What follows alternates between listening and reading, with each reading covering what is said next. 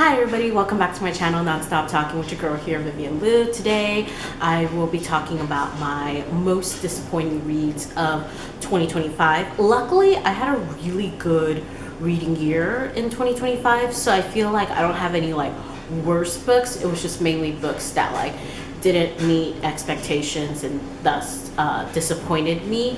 I currently am doing laundry, so you might be hearing the dryer going off in the background. I apologize if that's super distracting. But before I get into the most disappointing list, let's talk about some of the books, or not some, I think I only had one DNF, so a book I did not finish. Sadly, although I have so much respect for the author Emily Rath, I just could not finish Pucking Around. From what I've read, the steamy scenes were very well written, but I just couldn't get into the plot at all. It just wasn't like a story that I wanted to read, and honestly it was also very, very long, and I think for me, I prefer a romance that is just a bit shorter. So that was my one and only DNF of last year. Now let's move on to the most disappointing. I've narrowed it down to 11 titles, and it's going to be in alphabetical order. So let's start. The first book we'll be talking about is A Heart So Fierce and Broken by Richard Kemmerer. So I read the first book in this Curse Breaker series.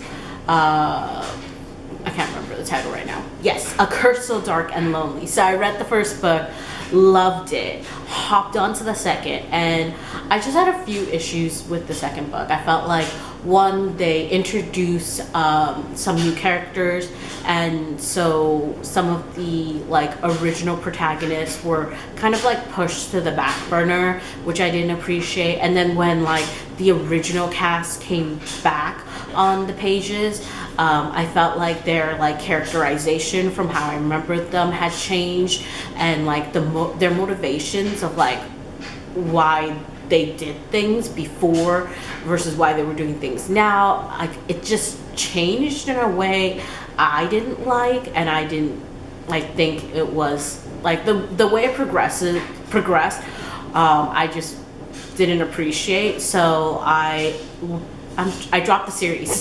That's pretty much it. Next, we're going to be talking about a 2-book manga series. The title is This the Kind of Love I Want by Koki. The Japanese title is Konakoi Nara Owari ni Shitai. So for this, the plot is just plain bad. It was just not good, the story whatsoever. However, I am trash. And it's just a 2-book manga series, so I ended up finishing it just cause and now it's here. And I would say, so you have, the first book wasn't as bad as the second book. The second book was worse. I think a main thing was like the miscommunication was killing me. Also, I don't care even if like the couple is like okay with it. I just don't find it appropriate to like propose on at someone's wedding. That's like their special day. Let them enjoy it. Propose another time, please. That's just, I don't know. To me, it's not right. Don't steal someone's spotlight on their special day. The third book we'll be discussing is Onyx Storm by Rebecca Yarros. This is the third book in the, I don't even know how it got its series name, but Empyrean series. The first book is Fourth Wing. Loved it. Second book was like, it's just okay. But this third book, it really, really, really had no reason to be that long. The main thing about the third book that bothered me is that there was just like no world building whatsoever. We were jumping from like one location to the next location to the next location, like trying to find allies, and like each little, I guess, like region or island had its own little like quirk, but we were there just for a little bit, and like these were just like every single quirk had to be like unique so you could tell it was different, and like I don't know, it was just like it gave nothing. That's what it really did. And then you had like some new characters introduced, but they were like super like cookie cutter. So like, yeah, no world building, lacking in like character development. And like at this point, I just feel like this main couple, like they just should give up. They should stop their relationship. They should break up and find a healthy, communicative relationship, not dependent on lies. I don't think they should last, and I don't think, and I mean, I'm pretty sure they will, right? But like, I don't really think they should work. I think I'm good now. I talked about it in my favorites video where like I read Fourth Wing because I wanted to understand why the book was so divisive, and I wanted to know which side I like stood on. But yeah, only the first book is fun, and then after that it just really goes downhill, and I just feel like this third book has really told me that like it's time I can let this go now. I guess 2025 was the year of dropping book series for me as well. But next, so the fourth book we'll be talking about is The Pairing by Casey McQuiston. I feel really sad to admit that I have only liked Red, White, and Royal Blue, and I haven't liked any Casey McQuiston books since then. And that really disappoints me because Red, White, and Royal Blue was really good. I also like the movie adaptation, and I just wish I liked another Casey McQuiston book, but this one was just not it. I think personally, one thing I personally don't like in a romance is second chance romance. That is not a trope that works for me. But I also just really hated that these two people, instead of like talking it out, working it through, they just decided to like flirt with other people and like push their feelings for each other deep and like hurt each other unintentionally, and it was just such a slog. And I'm just like, oh my god, these people, they should just stop. I think I need more meaningful conversations and better communication in the romance novels I pick up in 2026, because I'm kind of a little tired of this. And in addition, I didn't really like Theo, and for like romance novels, if I don't like the main character, then I don't care to like support their romantic endeavors, right? The fifth book we'll be talking about today is Borrow My Heart by Casey West. Okay, so this book, we start off the relationship on a lie. So the entire time you're waiting for the ball to drop. And I really, like, my nerves don't do well with those stories. It just makes me very like anxious, like when is this going to blow up in our main character's face, and how bad is the blowback going to be? And like I was just like fearing for the worst, and I just hate reading books that gives me that feeling. So all in all, like that main plot in general just did not work for me. But then when it was about to happen, the script gets flipped, and you realize that there was another lie on top of that lie, which then cancels the original lie. And you're like, no, absolutely not. There's too much lying at this point. Like, these people need to start fresh. Nope. So all in all, I didn't like the romantic like relationship. I was not a fan of even like the friendships that were developed. So I just didn't like almost all parts of this book. The sixth book we'll be talking about today is The Charlie Method by Elle Kennedy. Oh, this breaks my heart because I love Elle Kennedy. I do think that she is still, for me, the like queen of ice hockey romance. And so The Charlie Method, we are exploring a poly relationship.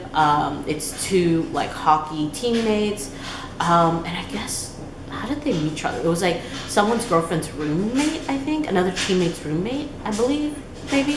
But yeah, or sorority sister.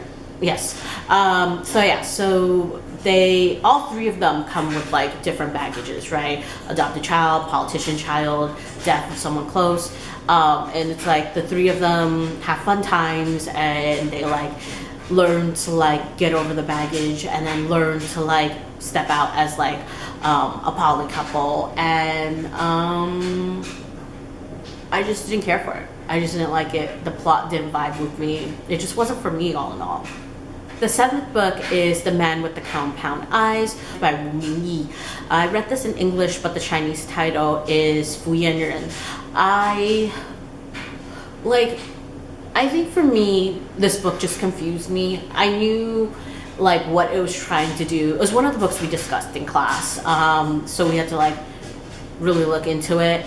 But for me, like while reading it, I was just like, there's a lot of characters, there's a lot of plot, there's a lot at play.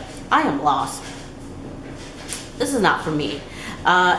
Like in anticipation for the class discussion, I listened to a podcast to like sort through the dots that I had so that I could be more like coherent in my active participation. And I stumbled upon Canonical? Is that what it is? Canonical? Maybe? I don't know why I'm struggling. Anyways, I found them on Spotify, and I listened to them and someone else. But they did like a really, really good job at like explaining the book, but also pinpointing the same issues that I had, and just being able to elaborate it and explain it in a way that is very digestible, instead of just me being like, it wasn't for me, I didn't get it, I couldn't understand it. So I really want to like thank that podcast, and like I highly recommend it. I think it explained my feelings in a coherent way, and I really appreciated that. I felt seen. On to the eighth book is Unsteady by Peyton Curran. I wanted more ice hockey romance in my life, so I randomly picked this up, and I just couldn't get into the main characters. I know they were struggling and dealing with a lot. I was expecting more from the male main character, and it just never, like, it never got to the point where I was like, yeah, I got it. I get you. I don't know how to explain it, but also the male main character has this like alpha male possessiveness, right? And for me, when it came out, it was like kind of cringe, that I was like, no thank you. And so it just like, I wasn't feeling the relationship. I wasn't feeling the story. It's the first book in like a series. I think the series is called The Undone. And I have no interest in continuing. Next, number 9, we have another manga series. This is 10 Count Volume 2. The first volume was pretty good, and like I had read 10 Count like years ago online. So when I saw it at a used bookstore, I was like, wait, it should be like completed now after many moons. Let's like pick it back up and like maybe finish it. So yeah, like I said, I read the first volume, and the used bookstore had like volume 1, volume 2, so that's what I read. And I was like, the first volume is okay, we can continue with this. But then the second volume, I was like really questioning the direction of where the plot was going and moving, that I was like, no, I'm good, I'm done, thank you very much. So I will also not be, I now think I probably, back then it wasn't that I didn't finish it or that it wasn't fully completed. I think I also dropped it back then and like had forgotten, and now I reminded myself that like you probably dropped it back then and you're dropping it again. The next one is another manga. It's Quelia Under the Snow by Kanaki. And I like was looking through like my library app, and this came on my radar, so I randomly picked it up to read. The Japanese title is Yuki no Shita no Kuoriya, and I just like didn't understand like why these people got together. So they were like two neighbors, trauma, coming together, getting over their trauma, and I think their relationship would have worked better if they like progressed into friendship. I saw them more as friends than like romantic partners. So when they chose to become romantic partners, I was just like, I don't get it. You guys are just friends. You guys are better off as just friends, or like from neighbors to friends.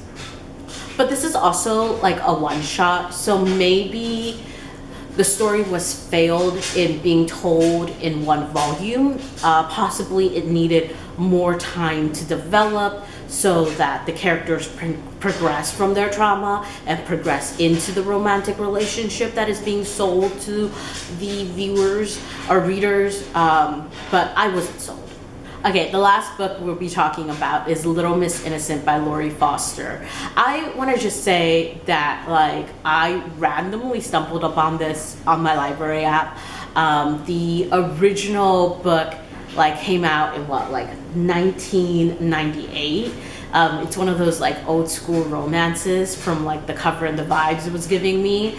And I'm sure it would have been fine if I read it as like a book. But I like picked it up in its graphic novel adaptation, and it didn't work. It didn't work. There was just so much going on, and to squeeze that much plot into like a graphic novel, like a short graphic novel like that, it failed the story and it failed to tell the story.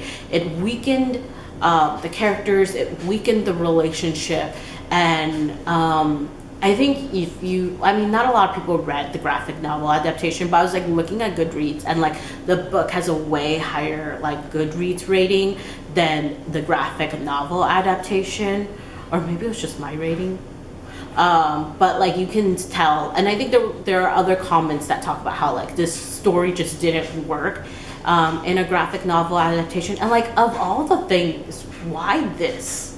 But also, why did my library app tell me about it? I have no idea. But yes, I did read it, and it just, I wouldn't even really recommend like the book, just cause, but yeah, I guess if you were interested, maybe the book would do, well, I would assume that the book does a way better job, but yeah, the graphic novel, no. That's it. Those are my 11 plus 1 DNF books of 2025. Yesterday I posted my favorites, so feel free to go check that out. And then I will also be doing this for movies and TV if I can find time to squeeze it in during this 3-day weekend. And I also am planning an unhaul. So those are the videos that you can hopefully look forward to seeing soon. Outro time, like, comment, subscribe. See you in my next video whenever that is. Bye!